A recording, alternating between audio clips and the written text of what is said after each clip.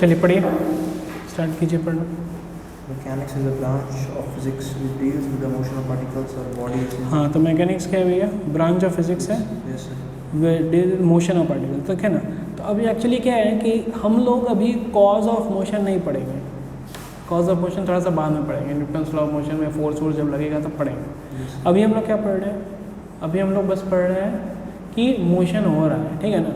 आपको दे दिया जाएगा भैया वेलोसिटी है, एक्सेलरेशन है, बताओ फाइंड आउट करो कि इस टाइम में डिस्प्लेसमेंट वगैरह क्या होगा, वेलोसिटी क्या होगा एंड ऑल, ठीक है ना। ये हम लोग कर लेंगे फाइंड आउट, लेकिन फोर्स वगैरह अभी हम लोग कॉज ऑफ मोशन नहीं पढ़ रहे हैं। हम लोग क्या पढ़ रहे हैं अभी इस चैप्टर में? क्या पढ़ेंगे? मोशन हो रहा है, कैसे हो रहा है उससे मतलब नहीं है, मोशन हो रहा है और उसके हिसाब से कैसे जो है वो पार्टिकल बिहेव करेगा। क्लियर है क्या? ठीक है। तो आप लोग ऐसा क्वेश्चन मत पूछना कि है ना, जैसे कि हम बोलेंगे कि ये एक ऑब्जेक्ट है, इस पर इधर भी फोर्स लग रहा है, इधर भी इधर भी इधर भी, है ना। तो ऐसे मतलब जैसे चार तरफ से चार आदमी हैं क्या, उसकी ज़रूरत नहीं है, लग रहा है मतलब कि लग रहा है। क्लियर है क्या? आगे बढ़िए। Position and motion of a body can be determined only with respect to other bodies. तो जब हम लोग बोलते हैं कि मोशन, ठीक है ना, जैसे कि फॉर एग्जांपल अभी आप लोग का क्या वेलोसिटी है? हम लोग का क्या वेलोसिटी है? 0 है। क्लियर है क्या? गलत, क्योंकि पृथ्वी तो बहुत जोर से नाच रहा है कि नहीं। तो जब भी हम लोग मोशन का बात कर रहे हैं वो रिलेटिव है, ठीक है ना। हम लोग को मोशन यहाँ पे हम लोग को रेस्ट हम लोग क्यों बोल रहे हैं? क्योंकि हम लोग अपने अनुसार से देख रहे हैं। लेकिन कोई मून पे देख रहा है, मून से देख रहा होगा तो बोला कि भैया कितना जोर से ये लोग घूम रहा है। क्लियर है क्या? आगे बढ़िए।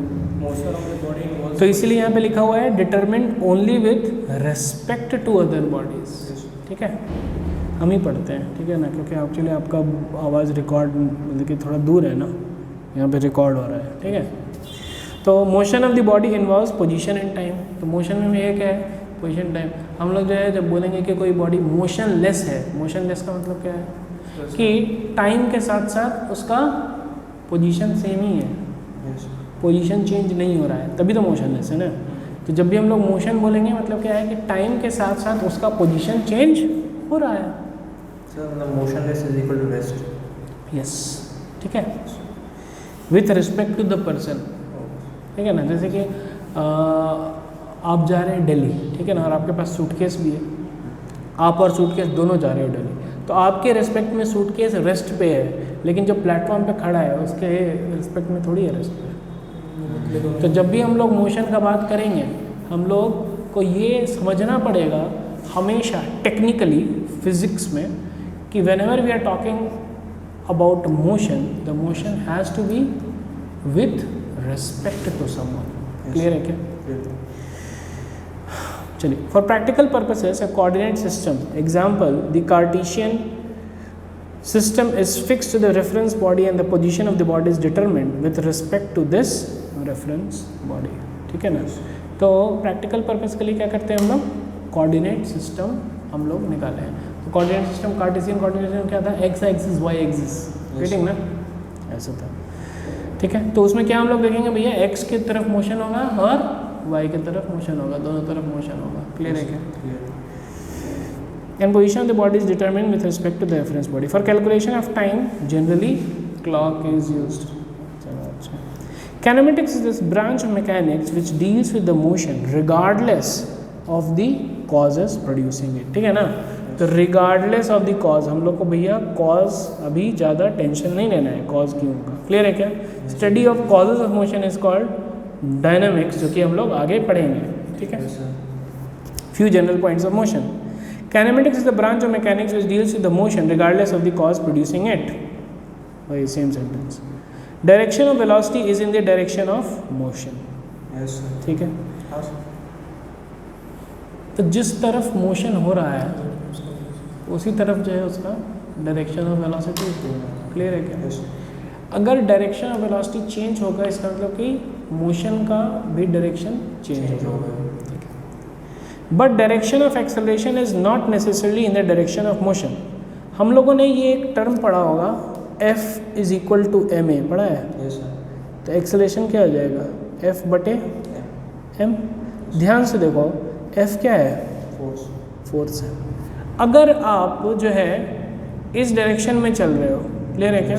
अगर आप इस डायरेक्शन में चल रहे हो तो हम आपको किधर धक्का दे सकते हैं? सर आगे Towards front. किधर भी दे सकते हैं, हम इधर से आके धक्का नहीं मार सकते हैं, इधर से नहीं मार सकते हैं, किधर भी मार सकते हैं। तो आपका वेलोसिटी इस डायरेक्शन में, लेकिन हम धक्का इधर भी दे सकते हैं, इधर भी, इधर भी, इधर भी, इधर भी, इधर भी, किधर भी दे सकते हैं, नीचे से भी दे सकते हैं, ऊपर से भी दे सकते हैं। क्लियर है क्या? तो एक्सेलरेशन जो है उसका डायरेक्शन फोर्स पे डिपेंडेंट होगा, वेलोसिटी पे नहीं डिपेंडेंट है। क्लियर है क्या? तो direction of acceleration is in the direction of net force. Clear है क्या? Acting on the body, it is not necessarily in direction of motion. Velocity पे डिपेंडेंट नहीं है। किधर हम आपको हम धक्का दें वो किस पे डिपेंडेंट है? हम पे, जिधर हम फोर्स लगाएं। क्लियर है क्या? For example if we say that a body is moving due east, अगर बॉडी ईस्ट की तरफ मूव कर रहा है, it means velocity of the body is towards east. From the above statement we can not find the direction of acceleration, है ना? Direction of acceleration हम लोग फाइंड आउट नहीं कर सकते। भैया वेलोसिटी उस डायरेक्शन में था, लेकिन किधर से धक्का दिया, किधर से झापड़ लगाया, वो तो डिपेंड करता है ना यार, किधर से दिया धक्का, वो वेलोसिटी पे डिपेंडेंट नहीं है। Motion in a straight line is called a one dimensional motion, ये इंपॉर्टेंट है। ठीक है, एक स्ट्रेट लाइन मोशन, एक स्ट्रेट लाइन में हो रहा है मोशन, तो वो क्या हो गया? One dimensional motion. Motion which is not one dimensional is called a curvilinear motion. ठीक है, कर्वीलीनियर मोशन मतलब कि कुछ कर्व वगैरह लिया हुआ है। ठीक है ना? या फिर हम ऐसा समझेंगे कि दोनों डायरेक्शन में हो रहा है, एक्स डायरेक्शन में भी और वाई डायरेक्शन में भी मोशन हो रहा है। ठीक है ना? तो प्लेनर मोशन हो रहा है। ये क्या हो रहा है? Planar motion. ठीक है, तो ये हो गया क्या? Curvilinear motion. कोई दिक्कत नहीं। Circular motion and projectile motion examples of curvilinear motion. तो प्रोजेक्टाइल हो गया जैसे कि बैट्समैन ने भैया एक छक्का मारा। क्लियर है क्या? तो इधर भी जा रहा है बॉल, बॉल ऊपर भी जा रहा है, ऊपर नीचे, तो दोनों डायरेक्शन में है ना मोशन। तो ये क्या हो गया? Curvilinear motion. क्लियर है क्या? Direction of velocity at any point on a curvilinear path is tangential to the path. अब जैसे कि एक बॉडी है, ये ऐसे जा रहा था। क्लियर है क्या? तो यहाँ पर इसका वेलोसिटी क्या है? तो यहाँ से भैया एक टेंजेंट ड्रॉ कीजिए, ये कर्व है, यहाँ से टेंजेंट ड्रॉ कीजिए, इस डायरेक्शन में वेलोसिटी था। पूछेगा कि भैया यहाँ पे क्या है इसका वेलोसिटी? इस डायरेक्शन में था, टेंजेंट दिख रहा है क्या? यहाँ पे क्या था वेलोसिटी? इस डायरेक्शन में था। क्लियर है क्या? टेंजेंट। यहाँ पे क्या था वेलोसिटी? इस डायरेक्शन में था। समझ में आ रहा है? टेंजेंट ड्रॉ कीजिए, वेलोसिटी का डायरेक्शन पाइए। क्लियर है क्या? फिर से बोलिए मेरे साथ, टेंजेंट ड्रॉ कीजिए, वेलोसिटी का रेशियो, डायरेक्शन पाइए। टेंजेंट ड्रॉ कीजिए, वेलोसिटी का डायरेक्शन पाइए। क्लियर है क्या? But with direction of acceleration there is no such condition. लेकिन एक्सेलरेशन किधरों रह सकता है, क्योंकि धक्का तो किधर भी लग सकता है। As we have stated earlier also, it is in the direction of the net force. For example, in the figure shown below, a particle is moving on a curvilinear path. ठीक है, P पे velocity इधर है, acceleration इधर है. At point P, velocity of particle is tangential to the path, but the acceleration is making an angle theta with velocity. If theta is acute, then speed of the particle increases. If theta is obtuse, then speed of particle decreases. Simple सा चीज़ है। जैसे कि velocity इधर है, clear है क्या? इधर जा रहा है ये, समझ में आया? अब आप जो है फोर्स इधर लगाए, क्या किए? फोर्स। तो फोर्स का देखिए दो कंपोनेंट होगा, एक इधर और एक इधर। इधर वाला जो धक्का लगा ये वेलोसिटी को बढ़ाएगा ना? अरे यस और नो? वेलोसिटी बढ़ाएगा। क्लियर है क्या? ऑब्वियसली बढ़ाएगा। ठीक है, अब वही जो है फोर्स मानिए कि ऐसे लग गया। क्लियर है क्या? और वेलोसिटी इधर था, तो ये फोर्स का दो कंपोनेंट इधर और इधर, ये वाला ध्यान से देखिए, ये वाला वेलोसिटी को घटाएगा। क्लियर है क्या? घटाएगा, ये वाला वेलोसिटी को घटाएगा। ठीक है ना? तो वही बोल रहा है कि अगर एक्यूट है वेलोसिटी एंड फोर्स के बीच में, एक्यूट है एंगल, तो क्या होगा? वेलोसिटी बढ़ेगा। और वही अगर ऑब्ट्यूज हो गया तो क्या हो जाएगा? वेलोसिटी घटेगा। क्या दिक्कत है? क्लियर है क्या? कोई टेंशन, कोई दिक्कत? चलिए बहुत अच्छा। Classification of motion. Motion can be classified in the following two ways. पहला क्या है? According to this way motion can be either one dimensional, two dimensional, three dimensional. कोई दिक्कत? ये है ना, 1D का मतलब क्या है भैया? Straight line. 2D का मतलब क्या है? दो डायरेक्शन में मूवमेंट होगा, एक्स वाई या एक्स जेड या वाई जेड जो भी हो। 3 डायमेंशनल में कितना है कि एक्स वाई जेड तीनों में। ठीक है ना? जैसे कि 1 डायमेंशनल में हम लोग एग्जाम्पल देते हैं एंट का। क्लियर है क्या? एंट जो है भैया केवल एक लाइन में ही मूव करती है। क्लियर है क्या, है ना। 2 डायमेंशनल में हम लोग एग्जांपल दे सकते हैं नो, लेट अस से नो स्नेक का। स्नेक कैसे जाएगा, ऐसे जाएगा, Yes. ठीक है, स्नेक का। अब 3 डायमेंशन में हम लोग एग्जांपल दे सकते हैं बी का, ठीक है ना। 3D में जाएगी, इधर भी जाएगी, इधर भी जाएगी, ऊपर भी जाएगी। क्लियर है क्या, हाँ. समझ में आया। Yes. जस्ट एक एग्जांपल है समझने के लिए, Yes. ठीक है। Yes. चलिए, है ना। ऐसा नहीं बोलना कि सर मानिए कि बी जो है जो थोड़ा बूढ़ा हो गया, पंख इसका नहीं है, तो ये तो 2D में ही जाएगा, है क्या नहीं। एक जनरल एग्जांपल है समझने के। इन 1 dimensional motion the particle moves in straight line, 2 dimensional में मूव्स इन अ प्लेन, ठीक है।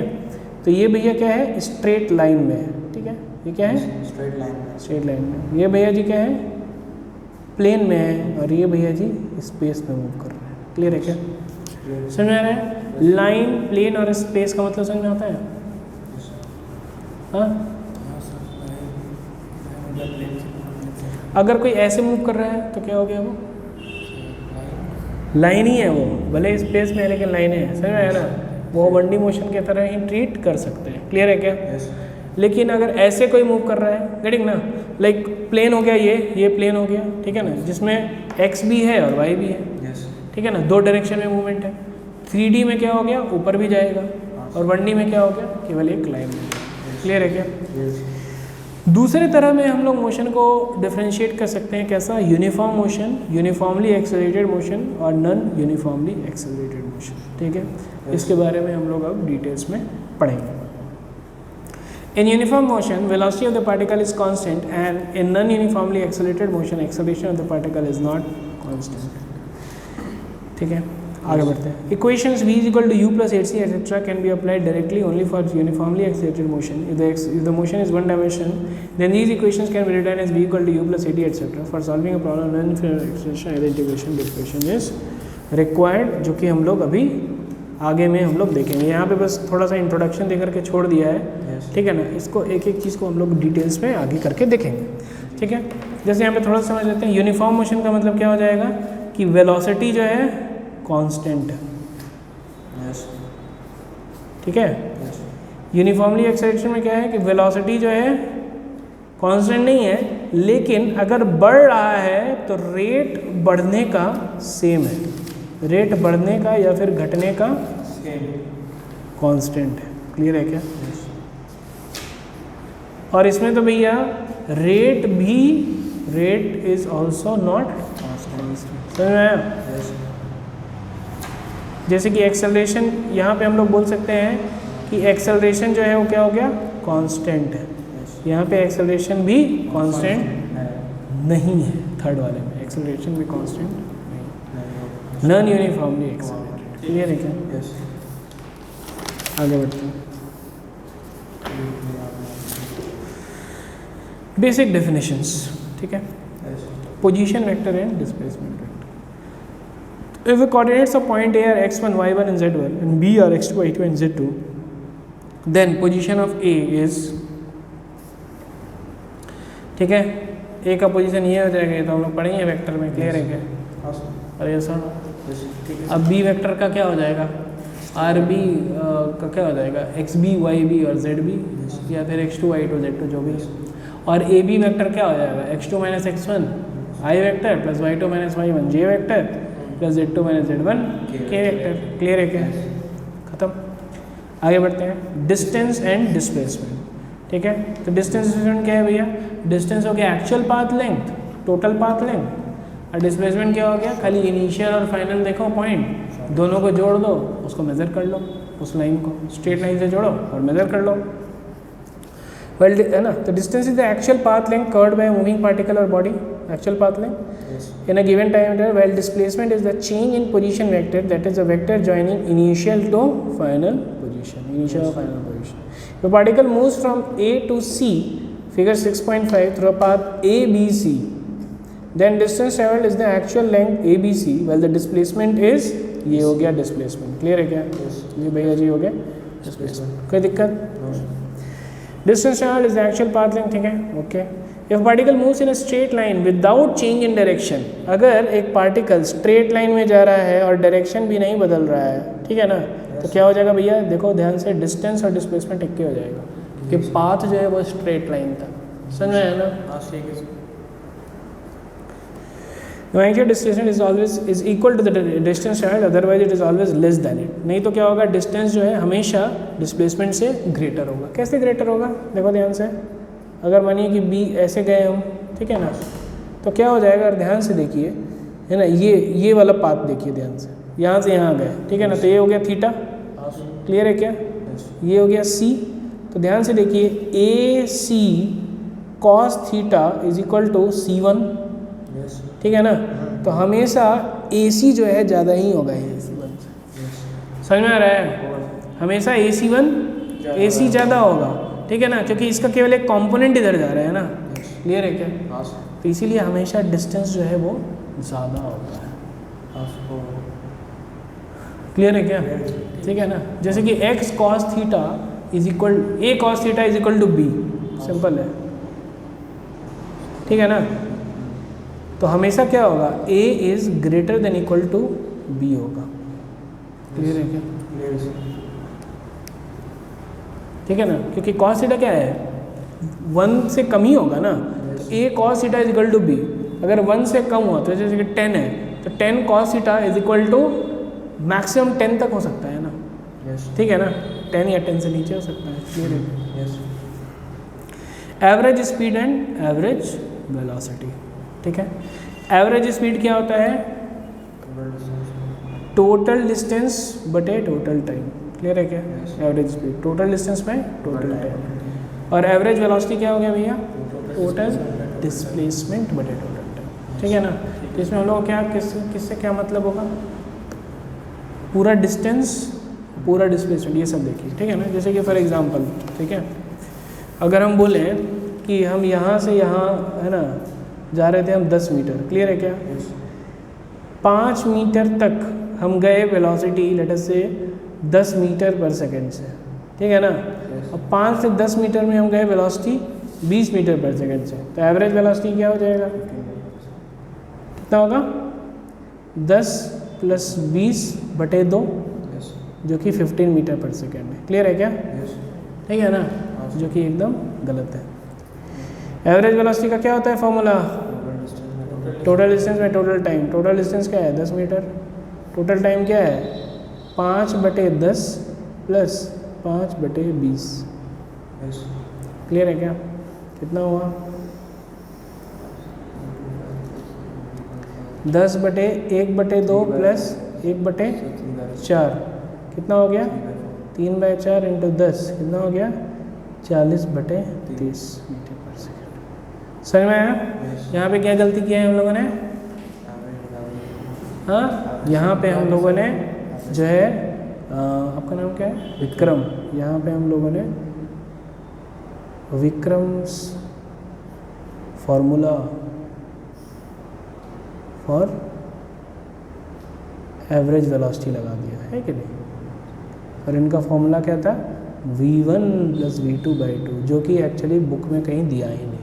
समझ में आया, क्लियर है क्या, तो अपना हम लोग फॉर्मूला जो है ना थोड़ा सा बड़े हो जाएंगे, आप लोग अच्छे से रिसर्च कीजिए, तो मुझे बहुत अच्छा लगेगा, आप लोग एक है ना ऐसा फॉर्मूला निकालिएगा, लेकिन अभी ये फॉर्मूला सही नहीं है। क्यों, देखो ध्यान से, क्योंकि भैया इसमें टाइम कम लग रहा है, इसमें टाइम ज़्यादा लग रहा है। समझ में है ना, तो एवरेज वेलोसिटी का हमेशा क्या फॉर्मूला है, टोटल डिस्प्लेसमेंट बटे टोटल टाइम। क्लियर है क्या, कोई दिक्कत नहीं है, कोई टेंशन नहीं, ठीक है ना। जैसे कि फॉर एग्जांपल यहाँ से जो है हम चले, ठीक है ना, 5 और ये 10 मीटर, क्लियर है क्या, यहाँ पे मेरा वेलोसिटी है 10 मीटर पर सेकेंड, ठीक है ना, यहाँ पे वेलोसिटी है 0 मीटर पर सेकेंड, क्लियर है क्या, तो मेरा कितना हो जाएगा, अगर ध्यान से देखा जाए तो 10 + 0/2 लोग बच्चे लोग करेंगे 5 मीटर पर सेकेंड। क्लियर है क्या, जो कि गलत है। क्यों, क्योंकि ये आदमी ज़िंदगी भर यहीं रह जाएगा, ये पहुँच नहीं पाएगा, 0 से पाना